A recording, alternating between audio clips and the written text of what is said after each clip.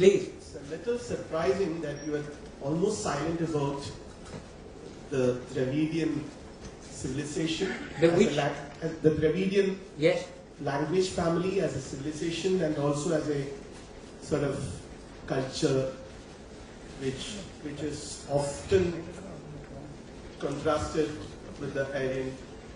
I mean, I'm not talking about the politics of it, but of course as a language family. Yes. So Yes. can you a little bit, What would you like me to say about that? No, but you mentioned that there is a theory which says that this Harappan civilization was originally a Dravidian civilization. Oh, there is the theory. Yes. Well, there are many And you theories. apparently seem to be countering that. Yes, there are many theories, but the Saraswati flows there. The Saraswati is in the Rig Veda. So, but how do you account for this apparent differences between these civilizations? I'm sorry? There are a lot of differences between these two civilizations that as two language families. Sorry, which civilizations are you talking about? Okay, I don't use the word civilization. As language families, do you see that there are some visible differences between this Indo-European and Dravidian? I follow you. Now, can I speak now? Yeah, sure. Thank you. Look, I will explain something. I don't know Dravidian. I don't know any Dravidian language. In fact, I don't know any modern Indian language. I don't know Hindi, I don't know Marathi, I don't know Gujarati, I don't know Bengali. I never learned them. Well, I did learn Hindi, that's true, many years ago, but I abandoned them because I did not want to spoil my Sanskrit accent. I want to keep my Sanskrit accent pure. So if I learn Hindi, I pronounce Sanskrit like Hindi. And Sanskrit is not like Hindi. It's not like Bengali. So I never learned any of these languages. And I don't know any Dravidian languages at all. So I don't know. But what I have read is this. From what I have read, I have concluded that the Dravidian has nothing to do with Indo-European. Perhaps 50,000 years ago, they may have had some relationship. But now, it's very difficult to see a genetic relationship between the two. Obviously, Sanskrit has borrowed some words from Dravidian. Equally obviously, Dravidian have borrowed some words from Sanskrit. Beyond that, I don't know. What I also know is that there is a legend that Agastya came down to the south. This is a legend among the Dravidians. Came down to the south, and in fact, the Vindhya mountains bowed down so that he could pass. It is also accepted that in the Dravidian culture itself, that they have borrowed many forms from the Vedic literature. Yes? It is so. Fine. So that's all I know. Beyond that, now I know that it has become politicized and people are quarreling, and I see no reason why this should be so. I mean, what has that to do with scholarship? It has nothing to do with scholarship. I'm a foreigner, I take no sides, all I present is the fact. Dravidian, as far as I'm concerned, has nothing to do with Indo-European, a very remote relationship, but it's not like Sanskrit and Greek. They are cousins or sister languages. Sanskrit and Slavic, they are sister languages. Sanskrit and Germanic, Germanic and Greek, these are very highly, closely related languages. They have not only vocabulary, but they have also grammar, which is the same, much the same, accusatives are the same, the aorists are the same in the verbs, and so on and so forth. Okay? Any more questions? Yeah, sir, I have a very general question. In India, Srisha, Yes. in India today, history is a very political subject. What? Sir, I said in India today, Yes? history is a very political Yes? subject. Yes?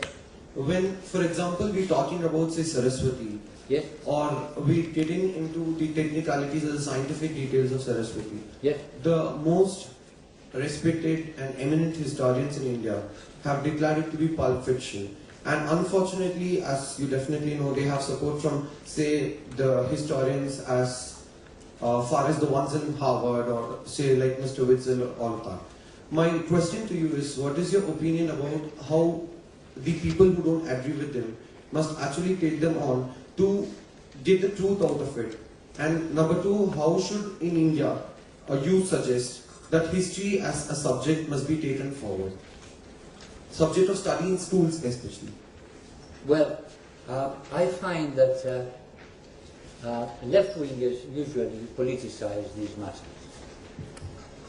because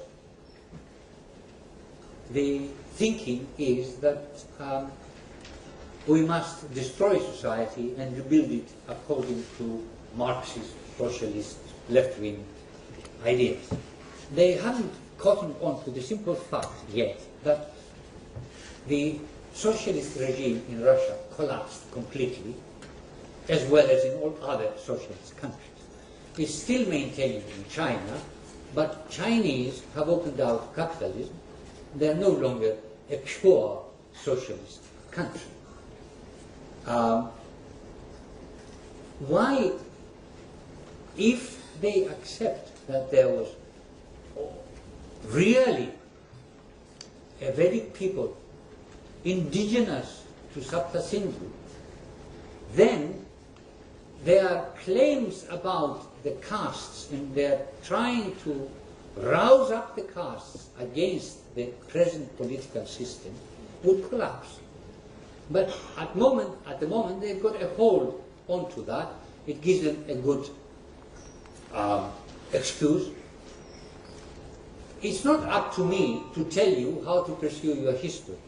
Now, to say that Witzel doesn't accept the work of archaeologists and geologists proves only that Witzel is not in his right mind.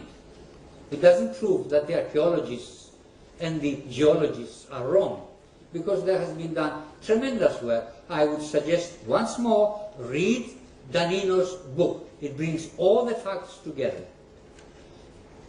Historians don't accept it. Well, who cares about what historians accept or don't accept? It's not their job to tell us whether there was a geological phenomenon called Saraswati. This is for the geologists and for the anthropologists and for the archaeologists to tell us. So I turn to them. It's from them that I take the facts, not historians. Historians should respect what archaeologists and geologists and hydrologists speak about. They do the research. It's their job. It's not the historian's job. The historian's job is to examine the facts and then write history. Anything else? You talked about dating of Mahabharata. Yes. With the paleoastronomical dating. Yes. But there are two archaeological markers for Mahabharata. Yes. Like the Hastinapura flood and also the Dwaraka thermoluminescence dating. Yes. Which both bring down the date to 1500 or 1200 BCE. Whereas the paleoastronomical dating is actually ambiguous. Yes. Not a very hard. I mentioned that. I did say that Acharya's dating should be re-examined. I mentioned Iyengar, who objects to that. Both Acharya, Narahari Acharya, and Iyengar are very close friends of mine. And I don't know what to make of them. I'm going to, shortly we're going to launch a new journal on Vedic studies, and I'm going to invite, I shall be the chief editor, and I shall invite them both and other scientists to write about these things and confront one another to see where the truth lies. Okay? This gentleman here and then the other gentleman. You mentioned the collapse of Aryan invasion theory. Now there is a reverse of it. There is a theory, Aryan immigration from India. Do you have anything to say? Sorry? Aryan migration from India. Yes, Aryan immigration from India to outside. Well, it's going on. There's a reverse of it. There's a theory going on for a long time. Do you have anything to say on this? Yes, I have, yes. from India to outside. Yes. It's happening now. I mean, there are thousands of Indians in the United States, in the United Kingdom.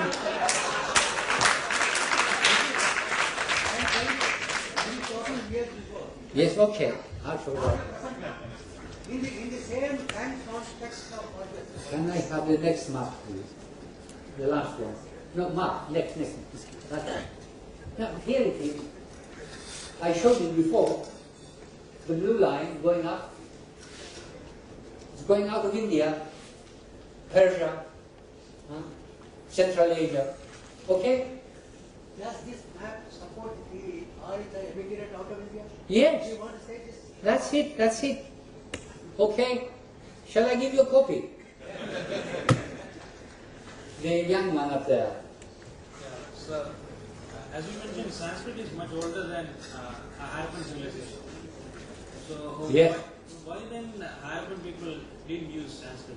Instead, they use the Harappan language, which is not yet deciphered, as I know. Okay. A moot point. We don't know what Harappan people, what language they used.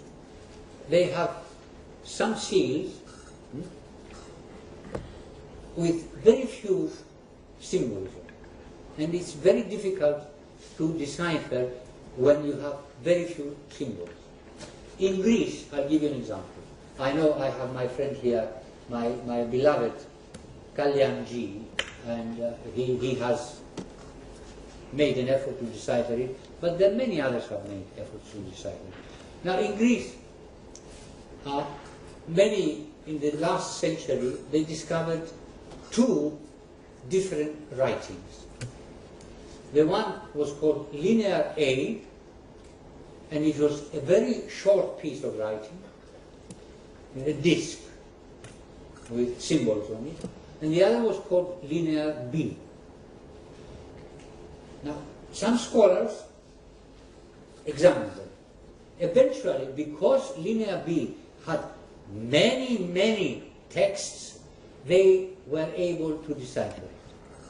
And they found that it was a very old form of Greek, very Indo-European. Linear A still remains undeciphered. It's a disc, it's called a, what? The Phaistos disc in Crete, in the island of Crete. I have seen it with my own eyes, lovely and so on, but a mystery. Because it's very little. There isn't enough material there to bite. You follow? So it's the same with Harappan. We don't know what language they spoke. I mean, some say they spoke many languages. Possibly. Others say they spoke Dravidian. Possibly. Others say they spoke Sanskrit. Possibly. We don't know. Until we find out, we leave it at that. But Vedic is older than the Harappan civilization. The Rig Veda is older than the Harappan civilization. And I thought I demonstrated it before. It doesn't know Ishtakar, the building material of the Harappan civilization. If it was after that, or if it was contemporary, it would have mentioned at least once, as Yajurveda does, as the Brahmanas do. Do you follow? Okay. Sir, I will allow one more question, then we must pass on to somebody else. Yes. when you think that Sanskrit is such a quite perfect language, why did Harappans go for another language? Or is it that the Harappans used the Sanskrit in a different script? We don't know what the Harappans spoke.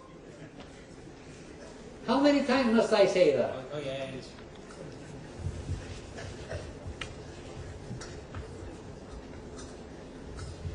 People claim that it was Dravidian.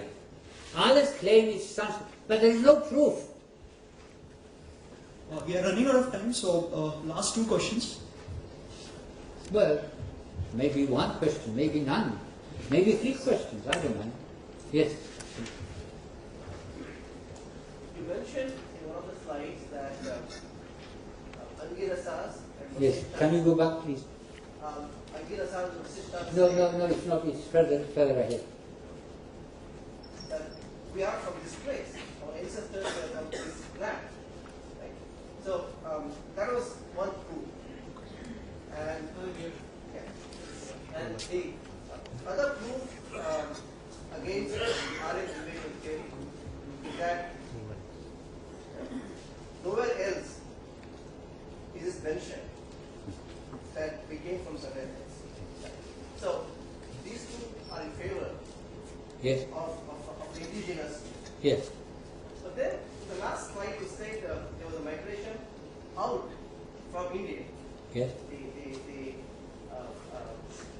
I forget, yeah. The Baudhayana. Yes. No, not Baudhaya. In the last slide, people are going from India proper to Iran and Yes. so forth westwards. Yes. Is there a proof for that? Sorry? Is there any proof for that? What kind of proof? A similar kind of proof. Baudhayana says so.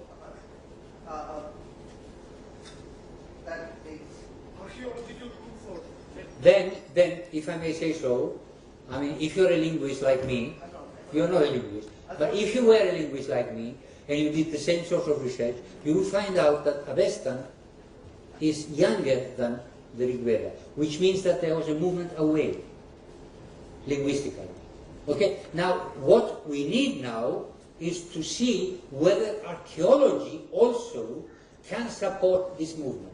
Now, there is a man in Delhi, he promised me he'll look into it. He works in this area, Afghanistan. Okay? Thank you very much. Please, can you give the...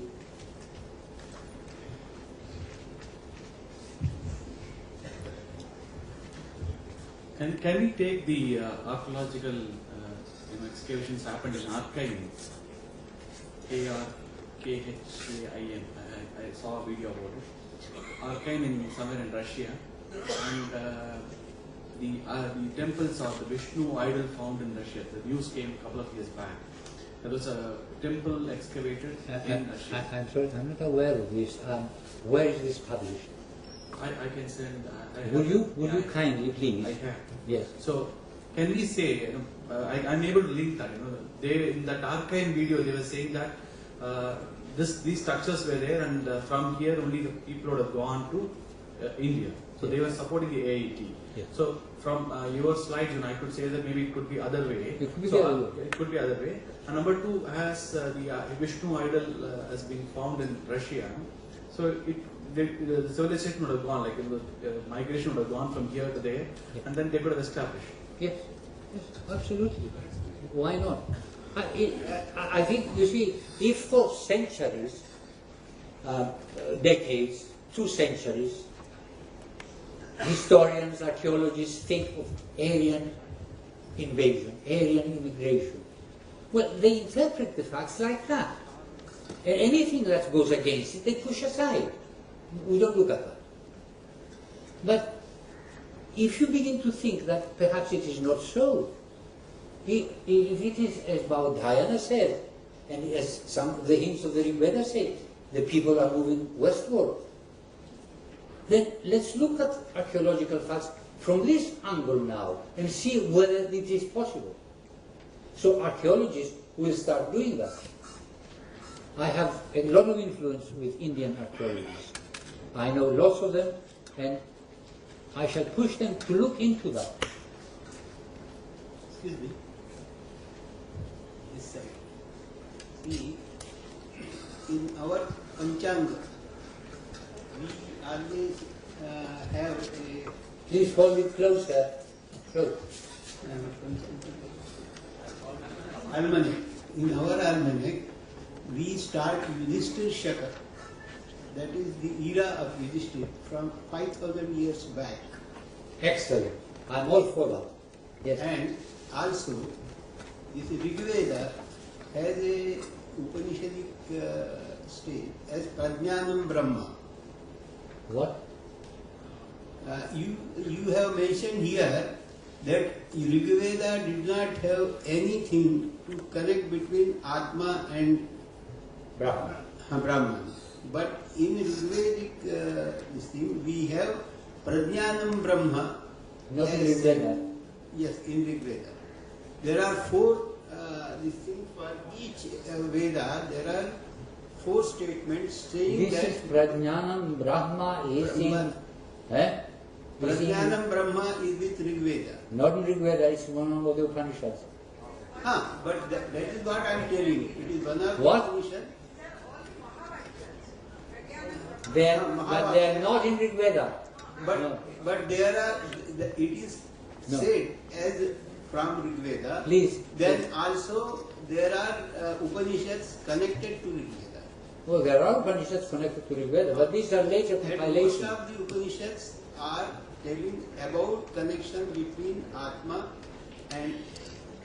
I take your point. Thank you very much. But it is not correct. I would like to tell you that kindly look into this. I have looked into it. For years I am looking into it.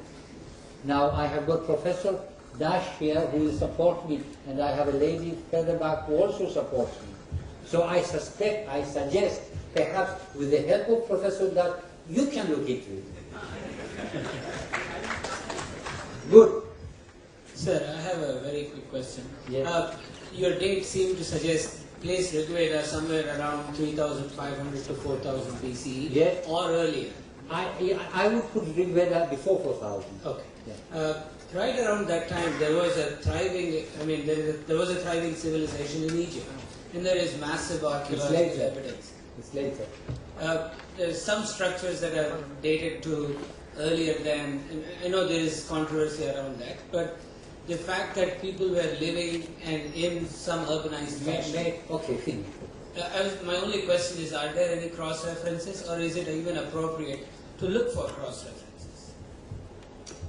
Egyptian civilization as such begins just after 3000. There are no structures in Egypt before that.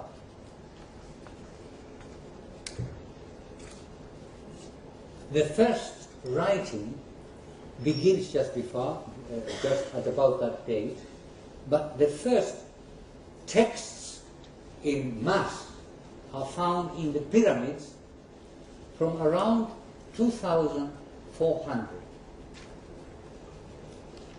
If you examine the writings, those writings, and compare them to the Vedic writings, you will find certain common elements. I have myself written a paper comparing the two and showing these common elements. There is only one snag. Vedic people could not have borrowed from Egypt because these elements are also apparent in other Indo-European cultures. There is the sun boat. Ra, the god Ra, floats in his sun boat up in the sky. Okay? Now, Pushan, the sun god, or an aspect of the sun god in Vedic, also has a whole armada of ships, not just one. There is a legend that the eye of Ra fell off and ran away into the desert. And Ra sent his daughter to bring it back.